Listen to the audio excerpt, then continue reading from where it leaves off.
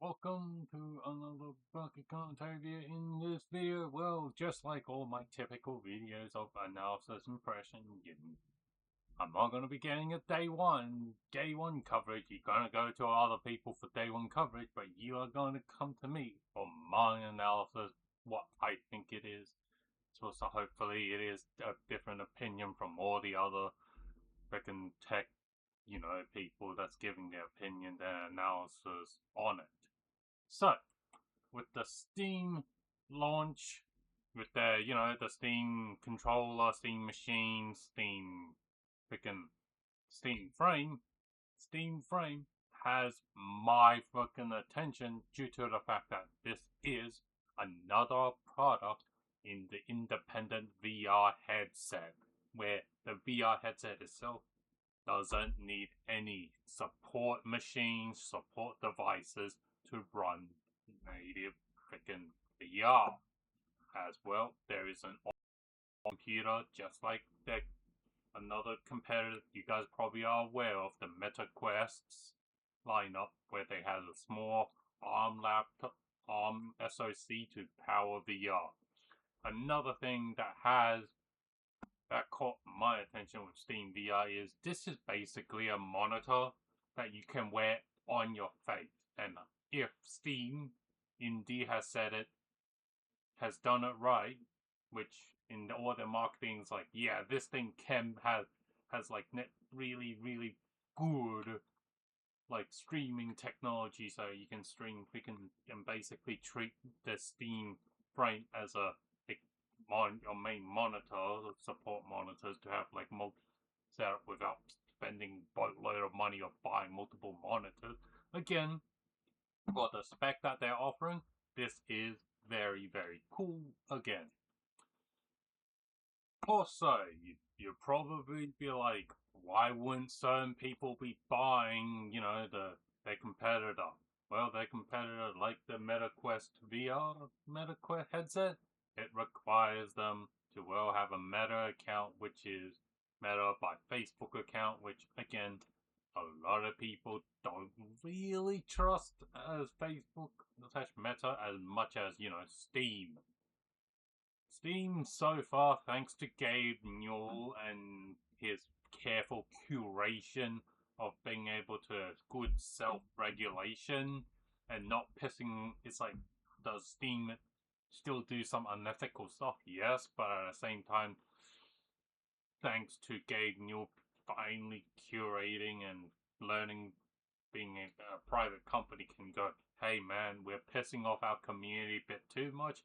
We can't go to pissing off our community. Hey, let's dial back our the thing that our community, hey, either take it out, we change it where the community is okay with these things. The spec, you've probably all seen it on the internet. Yeah, ultra wide 1440p 72 hertz adaptive refresh rate all the way up to 120 hertz officially, and if you are willing to be experimental, it's going to be able to go 144 hertz.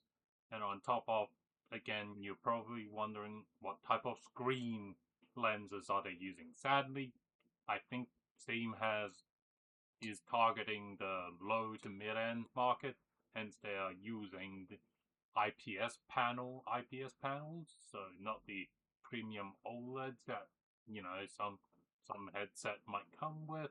Again, hopefully,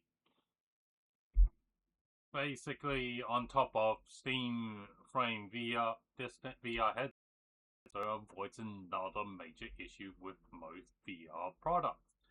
You need to have external VR trackers, which is all done via camera and sensors externally.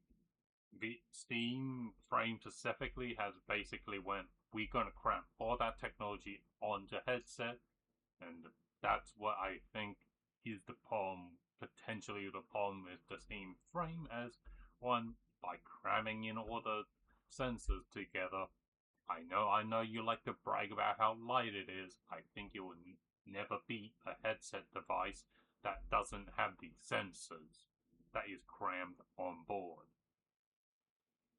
And basically, yeah, that's my impression and analysis oh yeah, something I haven't forgot. Steam Frame also is the Steam OS on that is not going to be running x86. It's going to be using, well, ARM's SoC, just like most independent VR headset. They use ARM, some Qualcomm or Snapdragon SoC.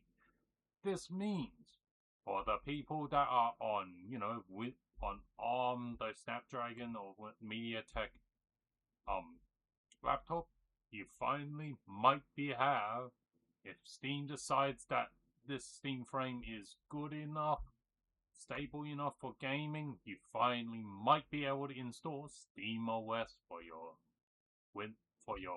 for those people that bought the Snapdragon X Elite SoC for Windows or for Chromebook. Basically, you can finally install Steam OS to hopefully game when you're not doing work. And now, on to what likely a lot of people are hyped on this Steam hardware launch, the Steam Machine. The Steam Machine is a really, really basically a laptop, beach laptop seat AMD, R7000 series,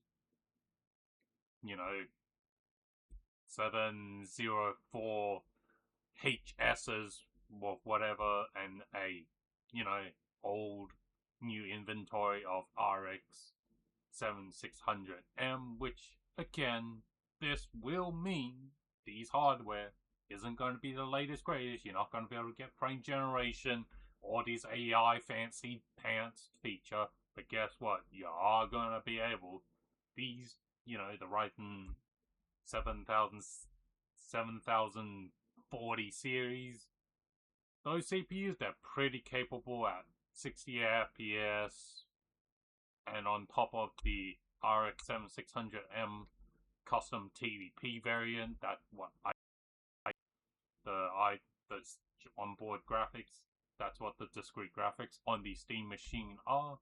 It's going to be a very capable AAA title single player game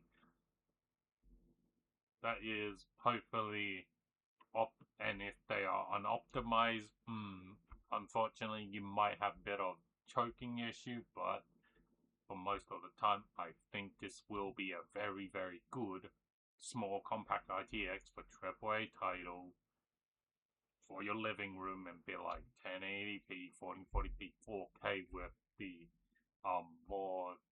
the older FSR upscaling, which doesn't use AI but rather more pure compute that is going to be on the discrete graphics card. And as for those AA's and the small scale games, you're pretty much guaranteed 60 FPS in my opinion on. And for those people wondering, what are those marketers talking about, like 4K 1440p native? So a lot of those games are gonna be those AA's and your indie titles that are a bit more lightweighted with these hardware. It should run 4K 1440p native, absolute no issue. As for multiplayer game for the Steam Machine, I think could be a potential problem if they are not published by Valve as well. Of course, as most multiplayer publishers, they do not do the correct certification for Linux optimization. As a result, you will be able to buy the game and play the game in single player mode, but as soon as those games that you need to be like always online, always, be playing with other people, you are not going to be able to do it. Don't buy this Steam Machine expecting to be able to play online with multiplayer for non-Valve titles. As I said, most developers do not do the Linux kernel security protocol validation for the device. But anyway, yeah, that's my analysis on the Steam Machine. And now on to the last Steam hardware that they have launched, and that is the new Steam controller. This, in my opinion, again, this is a great revision from the old Steam controller for the people that enjoyed the Steam controller 1.0 or the old Steam controller.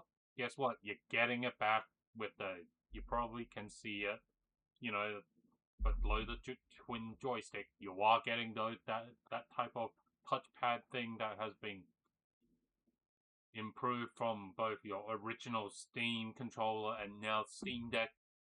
The ultimate version of Steam twin touchpad thing that they have now just put it on the new Steam controller. And as well, Steam has listened to all the controller enthusiasts. They have put in TMR sticks for their pads, for the joysticks, and for the paddles. Yes, these things are all TMRs, and trust me, as someone who has these TMR controllers for like joystick, paddles, and all these bumpers, they are worth every dollar and potentially. And if Steam plays a card right, and they are able to compete with like GameSir and all these like budget TMR Hall effect controllers, I think they could potentially be pretty much just eating those market alive. But at the same time, this again can compete with those top premium tier controllers with all these fancy features. And again, this is, again, in my opinion, a great controller. Hopefully on the low, hopefully one of those budget. But if not, if Steam decides to be like, hey, we're gonna charge you for this, I still think this Steam controller is very good, and it justifies both both the budget premium and the uber premium $300 freaking controllers. As long as Steam doesn't, they're gonna do 300. I think they're gonna have to be really up the build quality, and if they want to be on the low side, they could potentially cheap out on some stuff. That's how kind of some of the cheaper Hall effects TMR controllers are getting away with. They are using cheaper materials. But yeah, overall, this is a massive improvement. If you're looking for the Xbox Pro controllers, or this no brain, you are a PC player, and you are looking to buy, or you have a current Xbox Pro controller, give the new Steam controller a try. And yeah, that is my analysis on the Steam controller. Anyway, that brings the end to another Baka commentary video. If you like the video, do the typical content creation. We ask for like, share, subscribe, comment. If you have some feedback for these videos, I will try and do my best to improve my video quality as always. And I'll see you guys in the next video.